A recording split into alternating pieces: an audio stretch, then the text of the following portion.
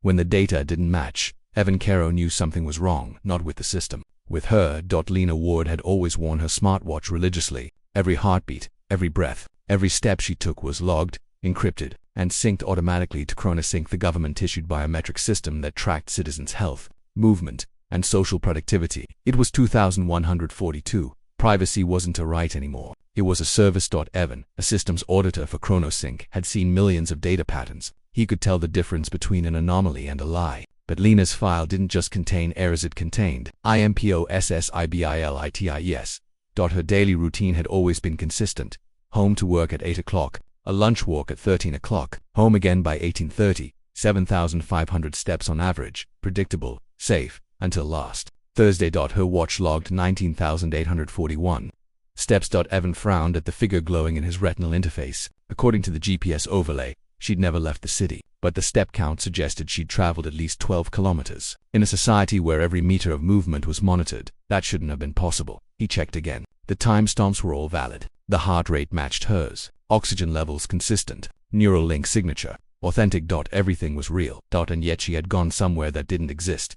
Lena worked in the same division as him, 2 floors down. She was quiet but sharp, her eyes always searching for something beyond the walls. She wasn't the kind of person to rebel. That's why the discrepancy bothered him so much. He tried to ignore it, tried to file it away as a sensor drift, but curiosity was a dangerous instinct, and Evan had never learned to tame his. At midnight, he used his administrator clearance to access the raw feed of her smartwatch, a direct uplink to its motion archive. It was supposed to contain vector data, positional logs, inertial readings. Instead, it showed patterns, not paths, not steps, patterns. The movement data had been overwritten by geometric spirals, precise, fractal-like shapes repeating over and over again. They looked like walking routes drawn by someone tracing invisible architecture. At the center of each spiral was a time signature, 2:37 a.m. Evan's chest tightened. That was well after curfew. He hesitated only a moment before activating a view, the company's forbidden reconstruction tool. It rebuilt movement logs into 3D holographic projections. Technically, he could lose his job or worse for using it without authorization.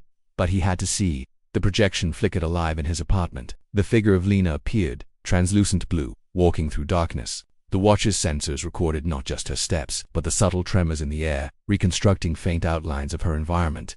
She wasn't in the city. She was somewhere under it. Tunnels, old ones, forgotten infrastructure from before the catastrophic flood of 29/8. As she walked deeper, the sensor feed began to distort, as if the air itself interfered with the signal. Then, at timestamp 2:37 a.m., she stopped. Her heart rate spiked. The motion vectors formed a strange burst of light. For a split second, the projection showed something else, a structure that didn't belong underground. Metallic, angular, pulsing with low-frequency energy. Then the feed cut out completely. Evan stared at the hologram, his pulse racing. Lena had found something that shouldn't exist. He confronted her the next morning. She was at her workstation, sipping coffee, her smartwatch gleaming faintly under the sterile office lights. "Rough night?" he asked. She smiled faintly. "Same as always." "I checked your logs," he said quietly. Her hand froze midair. "I didn't mean to pry," he added quickly, "but the step data doesn't make sense. 19,000 steps. At 2 in the morning. You know the system doesn't record that kind of error." She turned slowly, meeting his eyes. There was no fear, only curiosity. "Do you always audit people you like?" The question caught him off guard. This isn't about you shouldn't have looked, Evan." Her voice was calm, too calm. "What did you find down there?" he whispered. Lena glanced around. The office's AI sentinel hovered nearby, scanning for unauthorized speech. She stood abruptly. "Lunch break. Walk with me." They walked in silence through the atrium, past drones cleaning the glass walls. Once outside, she guided him toward a park, the only unmonitored space in the city, shielded by a static field that scrambled low-grade sensors. "You saw the spirals, didn't you?" she said finally. He nodded. "They're coordinates," she continued. "Not just for space, for time." He blinked. "What are you talking about?" "You think ChronoSync tracks steps," she said softly. "It doesn't. It tracks intervals. It monitors how time flows around your body, how each second bends when you move. It's how the system predicts behavior."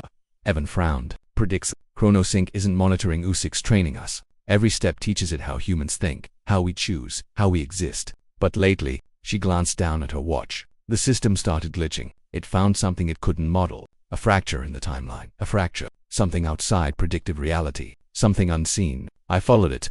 Evan felt a chill. "That's what you found underground?" "Yes." Her eyes darkened. "It wasn't a structure. It was a doorway." He stared at her. "A doorway to where?" She hesitated, then whispered, "The place where time ends." That night, he couldn't sleep. Every word she'd said echoed in his skull. He knew she wasn't delusional. She was too precise, too logical. He accessed her watch again, but this time it was encrypted, not with a corporate key, but with something else. The encryption signature was not linear, built from quantum feedback loops. He recognized one thing though, her neural ID embedded inside the code. It wasn't a lock, it was a trail. He followed it. The trace led him beneath the city just as the reconstruction had shown. The tunnels were real, cold and damp, stretching endlessly into the earth. His watch vibrated softly as it synced to hers. The step counter ticked upward automatically, like a breadcrumb trail of time itself. When he reached the spot marked to 37, he found it a wall of smooth metal, seamless, alien. As his watch synced, the air shimmered. The surface pulsed with light, responding to his heartbeat. Then it spoke. "Welcome, observer." He froze. Lena Ward initiated temporal sequence 39. The voice continued. "Synchronization incomplete. Awaiting counterpart." He stepped closer. "Where is she?" "Ahead, but not in your now." The wall rippled, opening into impossible light. Without thinking, he stepped through. He emerged into silence. The air was still thick, glowing faintly blue. The city above was gone, replaced by empty towers and glass skeletons, half submerged in mist. Her voice answered, soft and close. "You shouldn't have followed me." He turned. She stood there, unchanged, except for the faint glow under her skin like circuitry woven into flesh. "What is this place?" "The end of the recording," she said. Chronosync doesn't stop at the present. It projects human movement forward, endlessly simulating possibilities. This is one of them, a future where we kept walking. He shook his head. "That's impossible." She smiled sadly. "So is walking through time, but here we are." He took a step toward her, and the ground rippled like water. "Why did you come here?" "Because someone had to see it. The system isn't predicting us anymore, Evan. It's replacing us. Every movement, every heartbeat it records becomes a fragment of a future self, a simulation so complete it doesn't need us to exist." He stared at her. "You mean?" She nodded. "We're ghosts, Evan.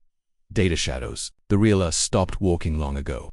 The world flickered. Time bent. His smartwatch began vibrating violently, the display showing an impossible number, infinity steps logged. He reached for her. "Then how do we get back?" She looked at him with tears of light in her eyes. "You don't get back from being data, you just stop sinking." The light swallowed her and then dashed darkness. When he woke, he was in his apartment. Everything was normal. The skyline, the lights, the hum of the city. But Lena was gone. Her desk at work empty. Her name erased from the system. No record. No trace.